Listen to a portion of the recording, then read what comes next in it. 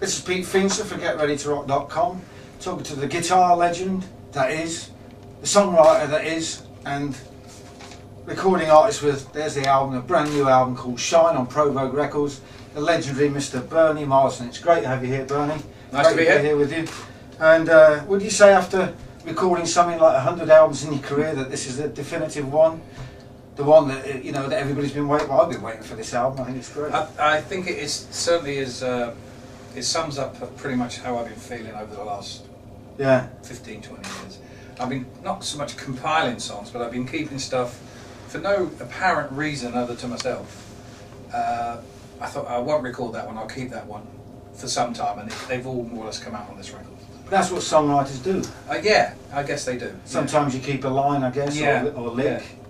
Keep one line and change stuff here and change stuff there. But yeah, I am pleased with it, I must say. And that being the case, did you have all these songs, were they always going to be on this particular record? Or yeah, apart from Trouble, I guess, which is... Trouble. There's a couple that I've recorded before, but I went back to them, and I'm thankful to people who have bought stuff in the past, say 10 years, stuff like Big Boy Blue or Stacks, and they go, well, if you're recording in, you know, a new album, don't forget a lot of people have never heard those songs. That's very true. And I'm thankful, because there's a couple of songs that I probably wouldn't have considered. I rewrote some of the, rewrote a little bit, but I'm really glad that they pointed that out, as I would have forgotten about that. I suppose there's the obvious thing about the CD format, of course.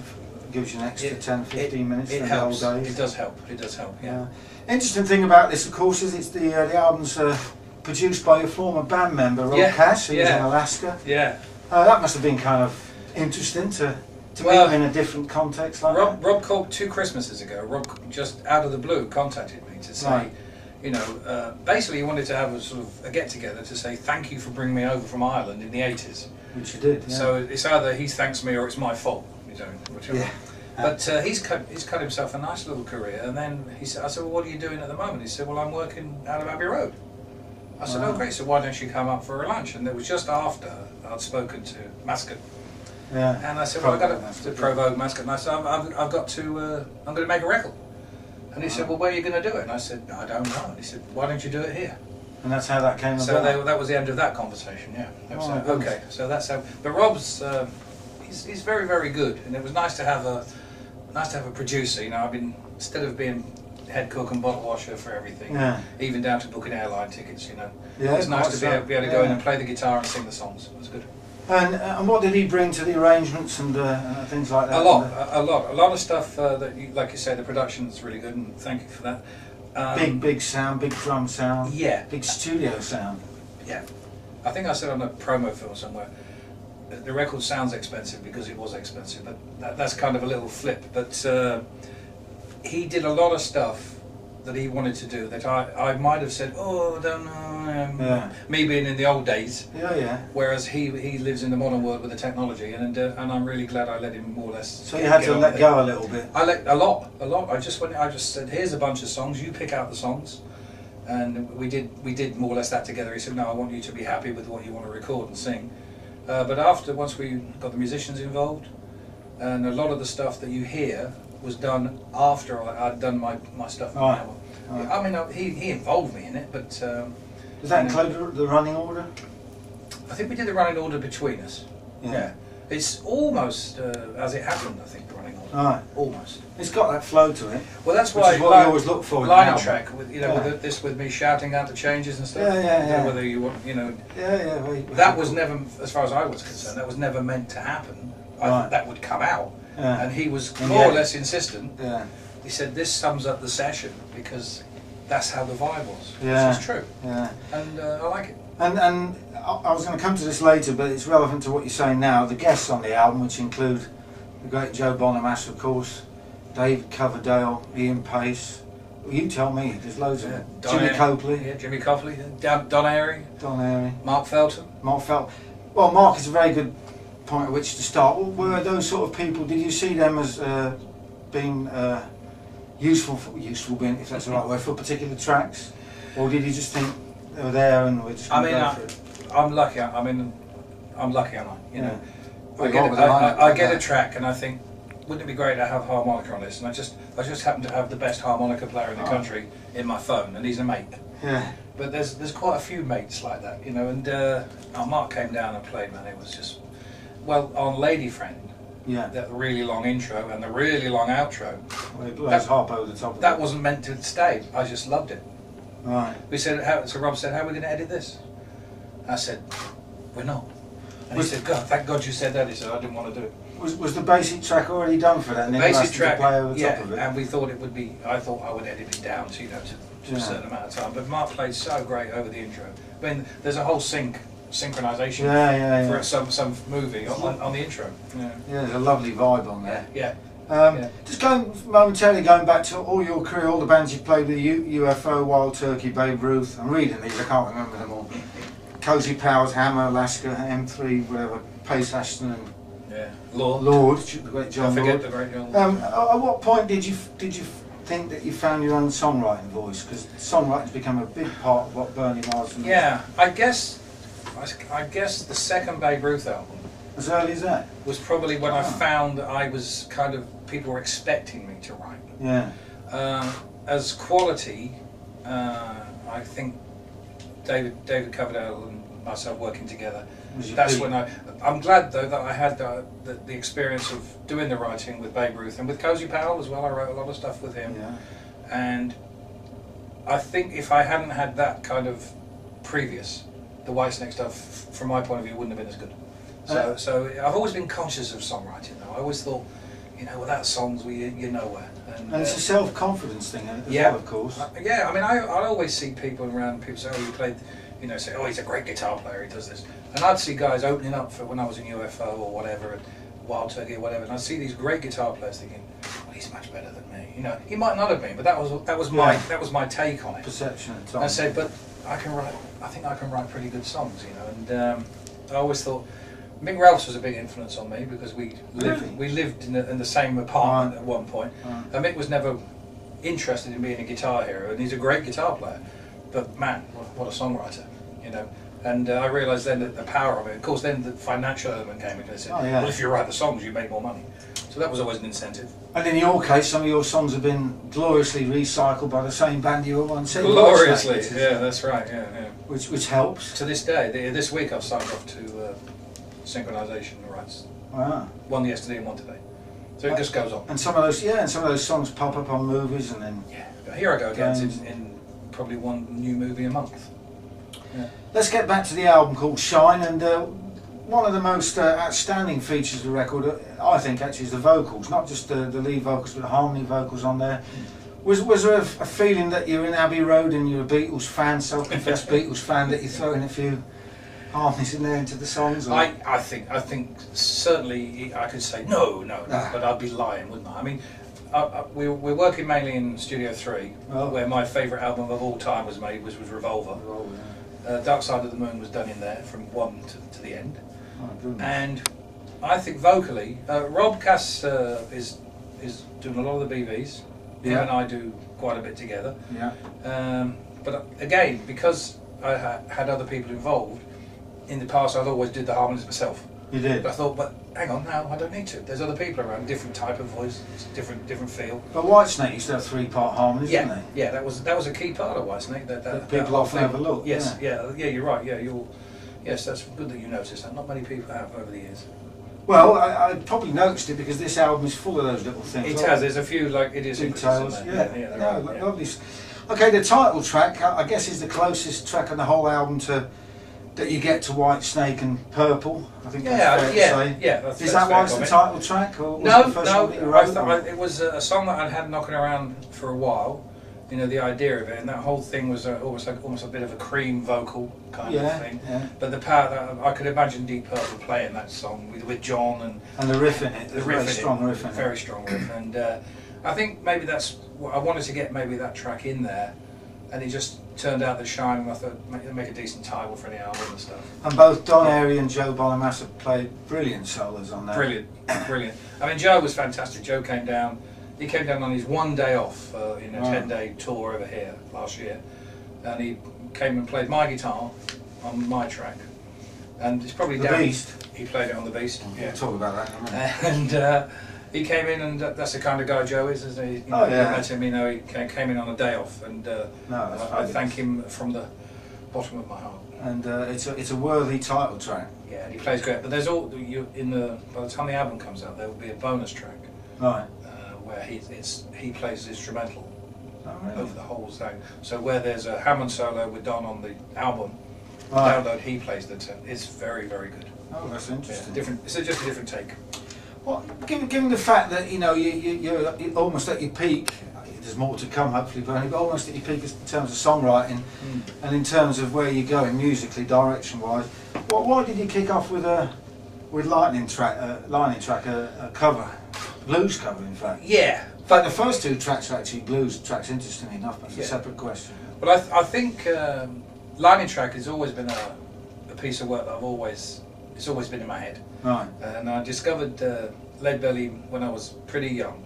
Yeah. And that was one of the tracks that I liked. You know, I like the work ethic behind it, the whole thing That's about it, you can almost, in his version of it and subsequent version, and Taj Mahal did it as well. You can almost feel those guys throwing down those railway lines. Yeah. There's a certain power. And it's got a percussive feel to it as well, the track. So then I just picked it up. I thought, hang on, it's going to be acoustic guitar, and then oh yes, he has got a Led Zeppelin album. So what do you do? If you're going to steal from the best. And I think you've got. I'm right in saying you've got a monumental blues collection back home. So I suppose you dip into that sometimes. I can dip into as much of that as I want to, but it's a matter of interpretation. You want to. Well, that's what blues is. You need to do it your own way and try and put a little bit of yourself into it, but retain what it is. And the other blues track is Wedding Day. Did you put that in there to kind of make the connection with your previous blues rock past? Not really. Wedding Day was a song that I put together, and that was done instrumentally. That was done and dusted, but I had no idea what the lyrics was going to be. Right. And it wasn't it wasn't hard work. I just didn't really think about it. Right. And I recorded it. And I thought, what would Big Bill Bronzy have done if he'd have been able to play a Fender Stratocaster? That was the thing. And that's where the picking thing comes from.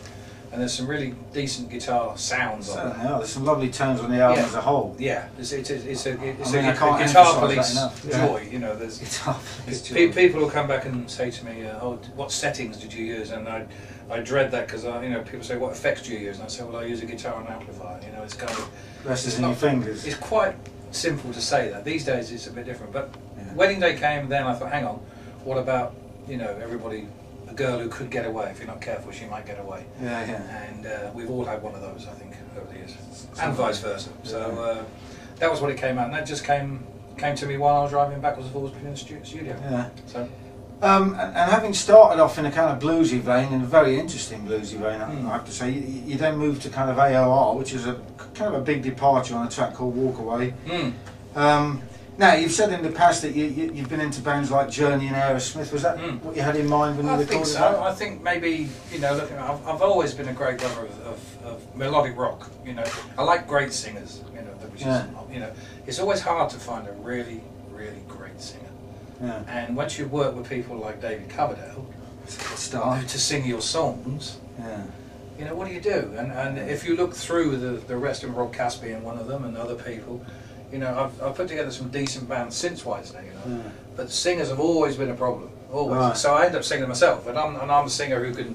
I'm still a guitarist who sings, but because you kind of know what the song should do with that kind of quality singer. But you say you're a guitarist that sings, but actually on this record, I've already alluded to the fact that one of the strengths of this record is your phrasing, your tone, your singing. I mean. Did you approach that? A lot of that has to be down to Rob Cass. Because he would say to me, look, you're singing, you sing, and he got a great vocal sound for me in the studio. That always helps, when you're working with the tracks.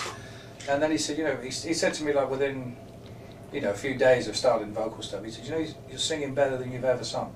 Well, so I said, oh, thank you. Now confidence-wise, because you're always, you can be confident, but you could always think, well, he's just saying that. But then I started hearing the playbacks, and I thought, yeah, it does sound good. Well, Who Do We Think We Are? That is a particularly strong. Yeah. By that time, I was on a roll. Yeah. And what was the time span that you recorded these over? We started in February last year, and we finished in just into November. But that wasn't every day. I'd work 2 or 3 days, then I'd go and do gigs or do guitar clinics. You know, I went to India for a month and stuff like that. Yeah. So Rob said, well, look, let me look in my book and let's clear 2 or 3 days every week or every. So it was nice, and it gave me a chance to go back. Sense of continuity. Yeah, and I could go back and check stuff I'd done 2 weeks before. Yeah. And say, let's do that again. Yeah, no, that's good. That was good. Yeah. So there was no pressure either end to finish. But you've also said in the past that you as an artist like to sound British, and yet that particular track is very as American as you're going to get, isn't it? What do you mean? Walk Away. Walk Away. Yeah. Well, I suppose so. Yeah, I suppose it with a very English singer. Yeah. Well, no, not even that. I mean, it's you nailed it. Well, thanks. I'd love to hear Steve Perry sing it.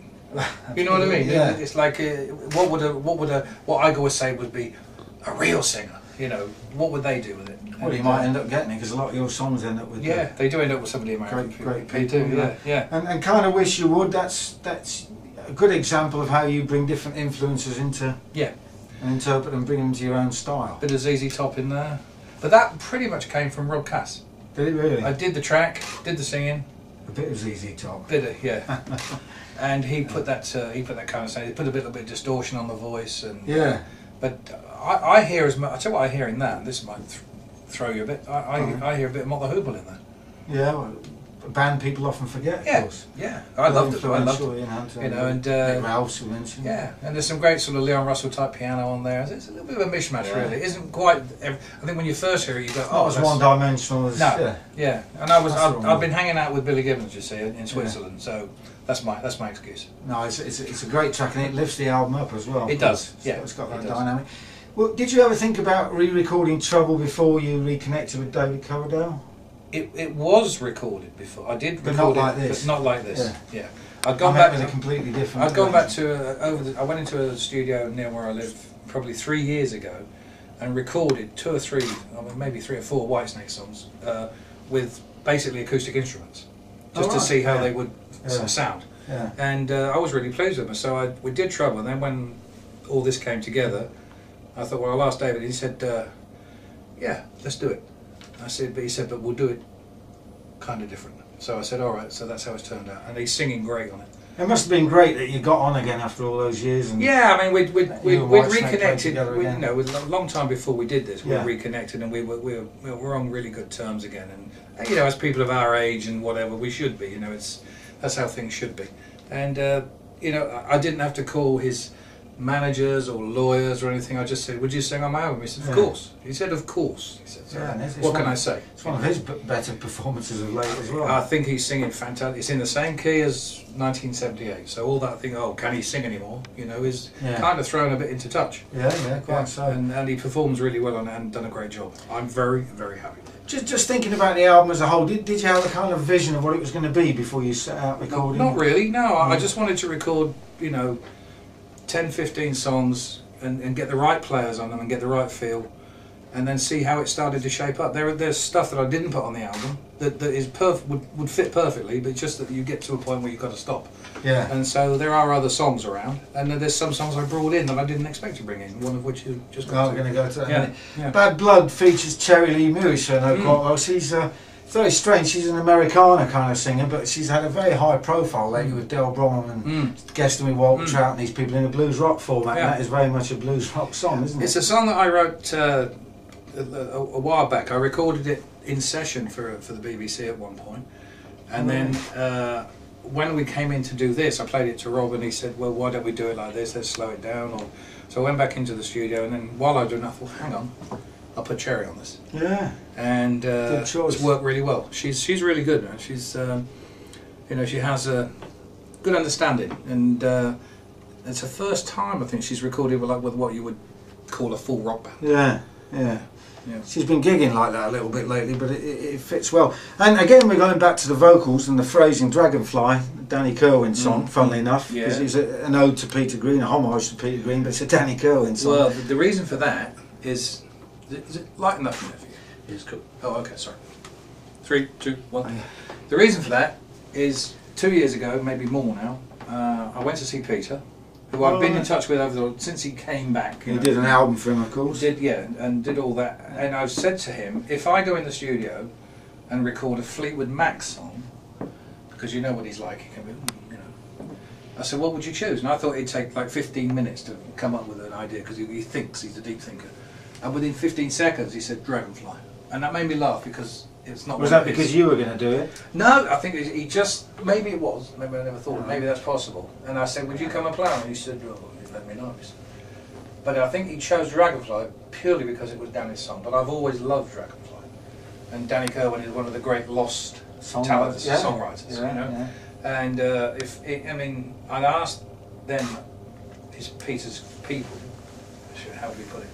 You know, can he come down and play on it? Because he said he wanted to. Yeah. So they said, oh yeah, we'll sort it out, we'll discuss it, we'll do this, we'll do that. So that was in June, almost a year ago today. And in October they called me back and said, oh yeah, Peter's, you know, we're quite open to it. I said, I'm done, it's done. Wow. But I had done it with Peter in mind, as you can tell. Yeah, and again I come back to the vocal, and it's fantastic. Yeah, it's just, I mean, Danny... It nails the emotion of the song. Yeah, and especially with the pathos behind it, with Danny's situation, and he landed on an apple leaf and stuff. It's like, it's just lovely, you know. I like the feel of it. And apparently Steve Lucath is on this record as well. Yeah, Steve was gonna be on. Oh, he's not. Okay. He's not on this. I couldn't find him on any. Yeah, he was. I mean, he was my first call. Right. We ran into each other, and he sort of, he told me, he said, I'm going to be on your album, and we did. He was going to play on. The plan was for him to play on Walk Away. Yeah. Which makes sense. Yeah, absolutely. Yeah. So he'll do the next one. He'll do the next one. Just thinking back to your career now, generally speaking, did you ever feel trapped by the fact that the fans always wanted you to play something by Whitesnake or Whitesnake related? No. Particularly in terms of your gigging career. Well, you know, no, not at all, really. Good. Because without those songs, I wouldn't still be gigging, would I? You know, I mean, a lot of my contemporaries over the years, you know, no names, you know, are out there moaning and moaning and moaning because they have to do this and they have to do that. Yeah. And they don't really want to do it. Whereas I, not cherry pick, but, you know, I turn down, I pass on as many gigs as the ones I do. Yeah. Because the Whitesnake thing has given me that opportunity. To do that, yeah. So if those songs have given me that opportunity, when I play live, if somebody wants to hear, I can't do them all. No. But if I don't do, it's a bit like, you know, if Eric doesn't play Layla at a gig, people are going to be a bit annoyed, aren't they? You know, I'm not putting myself in that bracket, don't get me wrong. But if I don't do Here I Go Again, people are disappointed, you know. And I don't mind playing it, it's really good. I mean, I play Is This Love, I had nothing to do with that. Oh, it's a great song. Yeah. You know, it's kind of like a thank you to the Whitesnake fans in a way. Yeah. You know, but I don't do it all the time, but just sometimes I do. You know. And after you left Whitesnake, you cut a couple of solo albums, but you didn't really go for your solo career, did you? You formed Alaska. No, maybe I should have done. Maybe I should have done a Joe Bonamassa. You can think about that in retrospect. Retrospectively, but were you looking towards being in another band? Was that the thinking behind Alaska? Was that? You know, I've never been one of these people that look back and wish. You know, just looking at it professionally, what I maybe should have done at the time, I should have possibly gone to America and found myself a niche in America, or even Japan, where I was really popular. Particularly if you had the songs. Yeah. I had the songs, I had the reputation, and I could have gone into Tokyo and started to. Yeah. But how long would that have lasted? You know, the whole thing. So I got into a band situation. I like being around people. Now there's supposed to be some dates later in the year on the back of this record. Yeah. Who's going to be in the band for that? I don't know yet. I don't know yet. Hopefully it'll be the guys from the album, whoever's available. Hopefully Jimmy Copley and Ian Jennings, maybe John Gordon. I'm not sure who's available. I don't think David Coverdale will be available for my gigs, but you never know. You never know. Of course, a parallel career that you've always had or an interest has been the blues. And have you completed the blues movie yet? Yeah, film's done. Yes, done. What's that called? A Day in the Delta. A Day in the Delta. Yeah. Now, how would that differ, for example, from playing devil's advocate here? How would that differ from Kenny Wayne Shepherd's effort of a few years ago that you probably saw? No, I didn't. Actually. Well, he went down the Delta and interviewed the same guy you did, actually. What, Jiggy? No, what's he called? The 83 that was dead now. The guy. Oh, Honey Boy. Yeah. Honey Boy Edwards, yeah. Right, well, Honey Boy was... I knew Honey Boy really well. Who I once promoted. Yeah, yeah. You did the one for fucking... Yeah. Yeah, I introduced that show. I can't remember. Yeah, That's I great, did. isn't it? Yeah, you did that through a guy called... we digress, Yeah. but you did that through a guy who did a festival afterwards. That's right, yeah. Yeah. I went down there because Clarksdale, it's a day in the Delta, but really what it is it's almost a travelogue for Clarksdale. Yeah. The mayor of Clarksdale is a friend of mine. Really? Yeah. And Morgan Freeman has become... Yeah, we've become pretty... Ground Zero, pretty, I think, down there. So I played at Ground Zero. Morgan was there. Yeah. They were outraged because they'd never seen... I got up and played with a band. And all the cooks came out, all the bar people came out to watch. All right. And they just... Morgan was like, this has never happened before, what's going on? So we became quite pally. And... what kind of stuff did you play?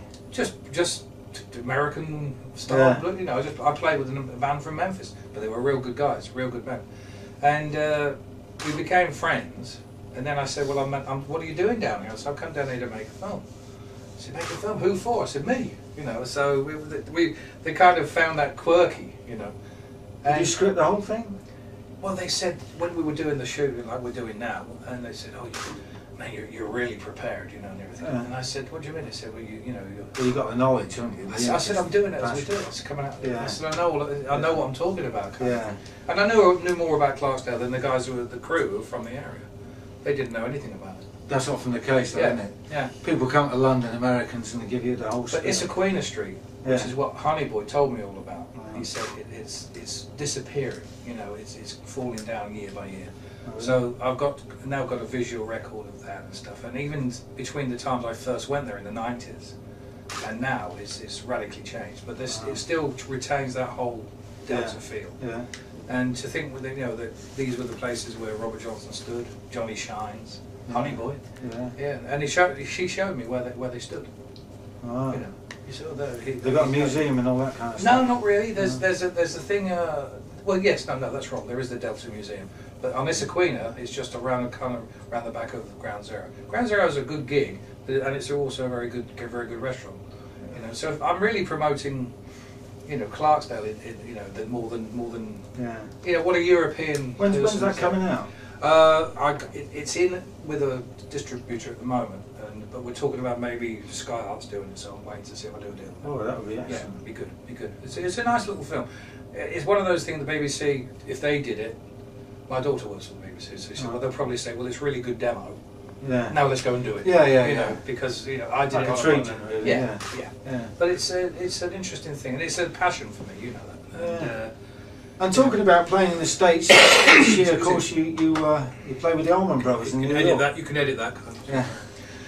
I played with the Allman Brothers, yes, after all these years. How did that come about? Well, Warren's a good friend of mine. Yeah. And I played with Warren last year at the Bridge. But we've known each other 20 years, and you know, I've always been in awe of the Allman Brothers, you know, like all of us.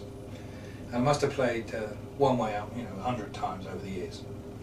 But now I've only played it once, because I played it once with Butch Trucks and JMO behind me. Right. And it was just magic. Can't get any better than that. Live with the Allman Brothers at the Beacon, you know, that's it. And what did you play? One Way Out. You did, yeah. Yeah, it was fantastic. And there was some really good. Devon Allman was there, who was really good, and Derek Trucks. I mean, well, what can you say? So there's me, Derek, and Warren, and I'm just like, I'm 18 again, aren't I? You know, I could have been out there with Eric Clapton and Freddie King. I wouldn't have been any happier. Somebody must have filmed that. There'd be a film somewhere. It got recorded though. It's officially recorded. So. And did you take your guitar over there, the Beast? No, I didn't. No, I used. No, it doesn't travel. No, it doesn't travel. You have to be careful with it. Yeah. No, I used I used a PRS. Did you ever find out the origins of that guitar? Yeah, I did. There's been rumours for 40 years about it since I had it, but 2 years ago at the Rock Awards, the guy who sold me the guitar was at the gig. Wow. And I said to him, "Can you remember where you got it?" And I said, "Forget it, it's 40 years ago." And he laughed, and he said, "I remember it like it was yesterday." He said, "I bought it from Andy Fraser." Wow, Andy Fraser. Andy Fraser bought it from Paul Kossoff, and Paul Kossoff got it from Eric Clapton. Subsequently, it appears that Eric bought it from Andy Summers. Oh, right. So, you know, one of these days... links in the chain. Well, Jack Bruce, when he saw it, you know, the first time he ever saw it 20 years ago, and Jeff Beck, both said, "Oh, was that Eric's?" You know, like it was like, "Oh, okay." And I said, "Well, I don't know." And I never said it was. I never said it wasn't. It was good press for a few years. Joe Bonamassa played it at the Albert Hall, of course. Yeah. Which was a great night. And you mentioned Jack Bruce. You've actually played a couple of tracks on his new record as well. Yeah, that was a joy. Playing live with Jack Bruce in Studio 2. Which is on a very, very cream sounding track on there. Yeah. I forget the title of it, but it's There's a Take It Down, is it called? yeah. Yeah. That must have been a blast as well. It was a joy. A lot of interesting people on that record. Yeah, Cindy Blackman Santana playing drums, Carlos's wife. So that was Jack and I, Cindy's on one track, on that track, and Frank Tonto's on the other one. It's really, it was great. It was, what do you do? Me playing with Jack Bruce and Abbey Road, don't you? Hello. Yeah. And I'm going back into your career now for a question that everybody asks you, so we might as well do the same.